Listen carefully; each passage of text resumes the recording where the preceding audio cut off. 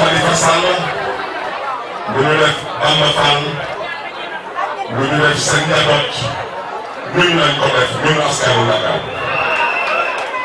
Macky Sall nag mënul dëkk Dakar njabootam di yeewoo Dakar askanu Dakar fal ko mu nekk président mu ne nag day yëg askanu Dakar duñ ko fi am. bu doon sore ci wax ji parce que xam ngeen Khalifa Sall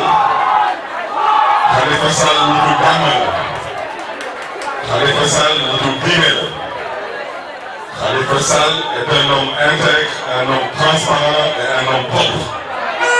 loolu mooy dëgg dama ne lu président Macky Sall def man duma toog fii di tudd ay procureur ak di tudd ay juge man damay tudd ay ñoom ay nit yu am fulla ak fayda ak gëm seen bopp ñu amul fulla ñu amul fayda ñu gëmul seen bopp du may tudd wante Macky Sall dinaa ko tudd parce que mooy ndeyu mbir mi dama ne Macky Sall doit comprendre que à cette provocation politique il y aura une réaction politique du peuple de Dakar.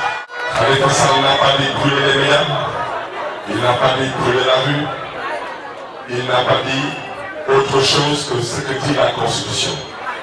Moo tax qui dit Macky Sall, nous souhaitons qu'il comprenne que nous allons nous organiser.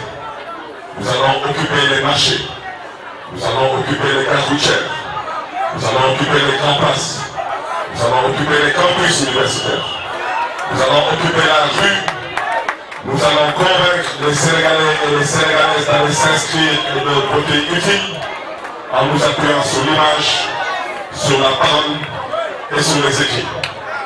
Ce combat n'est pas le combat de Khalifa Sall. Khalifa Sall est une victime. Nous saluons la présence du Premier ministre, M. Abdoul Mbaye.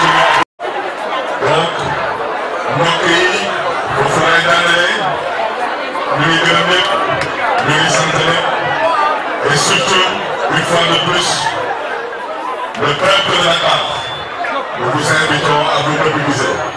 Ce combat est un combat politique, ce n'est pas un combat intellectuel, ce combat est un combat politique, ce n'est pas un combat judiciaire. Nous vous remercions et que Dieu garde et veille sur Dakar.